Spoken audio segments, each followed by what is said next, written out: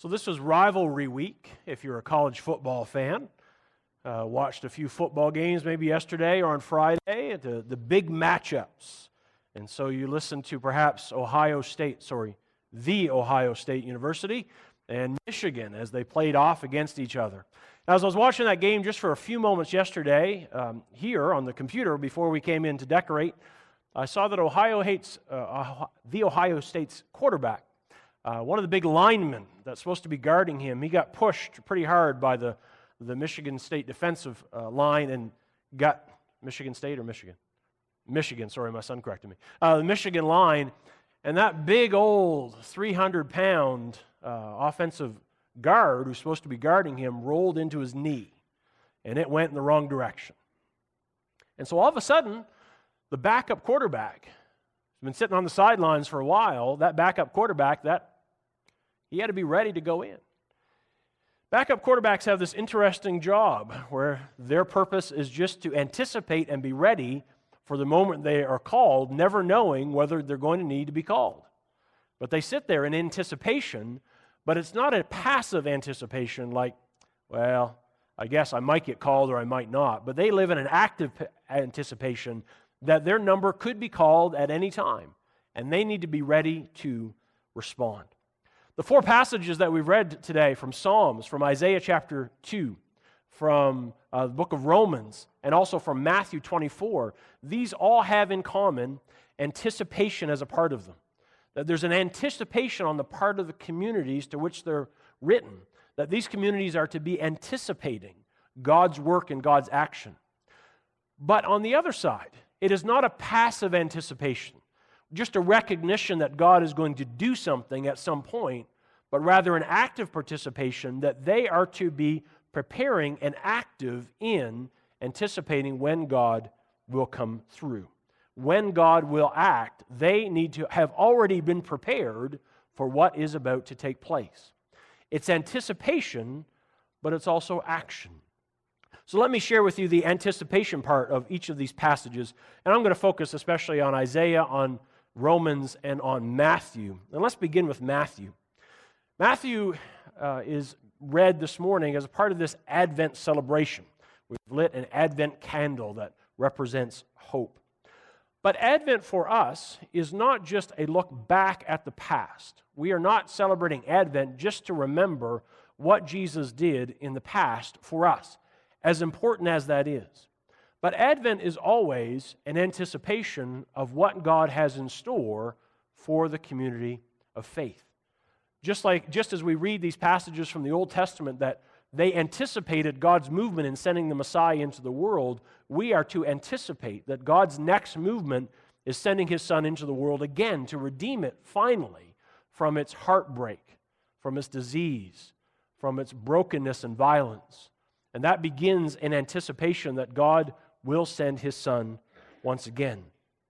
And in this passage in Matthew 24, Jesus is having a conversation with His disciples about those very things. See, the people anticipated that the Messiah would come and throw off the yoke of the Romans, and they would experience kind of an earthly peace. But Jesus is reminding them that that is not the end that His disciples and His followers are to anticipate. Throwing off the yoke of the Romans is not the fullness of God's plan for His creation, but a whole new renewal, a new heaven and a new earth that will be part and experienced by those that have faith in Him. And here in Matthew 24, Jesus is describing the unexpectedness of that coming. That it is going to come, but it's not going to come when people expect it to come. Therefore, to be His disciples is to be a group that's ready whenever that might take place. And as Jacob read for us, this is Jesus explaining to His disciples that there is no way for them to know the exact time. They can't figure it out. In fact, there's no one they can ask. It says that neither the angels in heaven or the Son knows the time, but only the Father. And that's so they don't rely on their intellect trying to figure out a puzzle when things will take place, but they're using their heart and their readiness for whenever it takes place, that they would be prepared. Rather, they were to remember and to learn from Noah in the account of Noah. When the flood came upon Noah and his generation, Noah knew because he had been told, but no one else knew. It came upon them unexpectedly. In fact, using a little bit of reverent imagination, I can imagine when the first drops of rain fell, many of them were glad. The land had been parched, and here come the rains that'll bring forth the crops. But then it comes and it comes and it comes and eventually destroys everything that has the breath of life on it. And so the disciples, they needed to be ready, and they needed to be prepared. There was no puzzle to figure out, so they knew exactly when to be ready. They needed to be ready all the time because they did not know when the end would come. Similarly, when Paul writes to the church in Rome, a church that he never visited, a church that he did not plant, but he's reminding them of the truths of Jesus Christ and the gospel of Jesus Christ, he encourages them to anticipate and live in a state of anticipation. In the verses that Stephen read for us, he says, "And do this, understand the present time, that the hour has already come for you to wake up from your slumber, because our salvation is nearer now than when we first believed. The night is nearly over, and the day is almost here." Recognition that this time when God brings about the end, the renewal of His creation, that final movement, that has to be anticipated as if it's right around the corner. It could be, and are these readers ready? Similarly in Isaiah is looking out into an 8th century, 700s, the events leading up to 722, the destruction of the northern kingdom of Israel. And Isaiah is looking out into that circumstance. And Isaiah sees around him violence. He sees around him bloodshed. He sees around him fields that are empty. They should be filled with young men doing young men's work in the fields. But instead they're empty because they've been carried off to violence and to war. And he looks into these circumstances and he recognizes that that is not the whole of what God has planned for His people. They had been called to be His covenant people, but a covenant people that in His day are not living according to the covenant. But he anticipates a new day that will come where God will bring His peace and His prosperity to Jerusalem. And he says this in verse 4, He'll judge between nations, and He'll settle disputes among many peoples, and they'll beat their swords into plowshares, and their spears into pruning hooks. A nation will not take up sword against nation, nor will they train for war anymore. But Isaiah looks out in anticipation of that day, but now he sees plowshares that are remade into spears, into swords. It's not in his day, but he anticipates a day that will come, and he lives in the light of that hope. 3 passages, and in all 3 passages there's this anticipation that there's a day coming, and it's in motion, but it's not yet here. And as all 3 passages have this combination of anticipation, all 3 of them also combine that anticipation with action. To move in reverse order, beginning with Isaiah, the last of that passage, this vision he has about the rehabilitation of his people, it says, "Oh, come, house of Jacob, come and let us walk in the light of the Lord." The end's not here yet, he says. The renewal's not here yet, but let's walk and let's live as if the light has already dawned. It's not here yet, and we're anticipating it, but let's take on a way of life that shows that it's about to take place in our days. If we want to imagine that the day of the coming of the Lord is a day full of justice, then let's live justly. If it's a day that will be full of mercy, let's live mercifully. If it's filled with grace, let's in the present be filled with people and give grace. Let's walk in the light of what will be, and let's walk in that way now. Paul, too, as he spoke in Romans chapter 13 about the end, about the day is almost here, it's about to dawn, he says, so let's put aside the deeds of darkness and put on the armor of light, and let's behave decently, putting away those things that are indecent, and instead clothe ourselves with the Lord Jesus Christ, and don't think about how to gratify the desires of the flesh. If the light is coming, and we're anticipating the coming of that light, and if it's closer than it's ever been, let's live now in the light of what will be.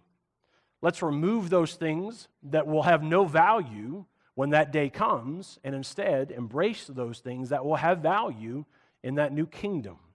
Grace and mercy and justice. And leave behind those things that have no value but only gratify ourselves for the moment. Similarly, Matthew chapter 24, it also has an action part. And Jesus says this at the end after he's described the anticipating what will come. Keep watch, therefore, because you do not know the day or the hour when the Lord will come. But understand this, that if the owner of the house knew what time of night the thief was coming, he would have kept watch, and he would not have let his house be broken into. So you must also be ready, because the Son of Man will come in an hour that you do not expect him. Leon Morris follows the lead of Albert Schweitzer when he says, when you read chapter 24, this passage that we've read, you have to read chapter 23 along with it.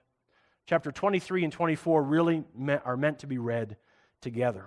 Chapter 23, Jesus has engaged with the scribes and the Pharisees, the leaders of his day. He's already come into Jerusalem. It's an anticipation in the last week of his life into his crucifixion. And he takes on the scribes and the Pharisees. He describes them as blind guides. He describes them as hypocrites.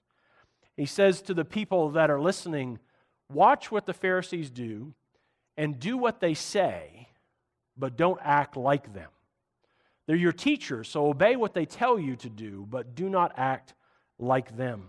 Because Jesus saw in the Pharisees and the scribes people that put burdens on others but did not attend to helping alleviate those burdens. He talked to others about fulfilling the law, but not about the weightier matters of justice and of mercy. And so this, give an example from 23, this is what he says, woe to you, teachers of the law and Pharisees, you hypocrites. You give a tenth of your spices. You count out your mint and your dill and your cumin, but you neglect the more important matters of the law, justice and mercy and faithfulness. You should have practiced the latter without neglecting the former. You blind guides, you strain out a gnat, but you swallow a camel. Jesus in chapter 23 very much criticizes these teachers of the law because they neglect these weighty matters. It's not that what they teach isn't important, but along with what they teach, they don't take up the weighty matters of goodness and justice and faithfulness, which is really what the new day, God's new appointed day, will be filled with.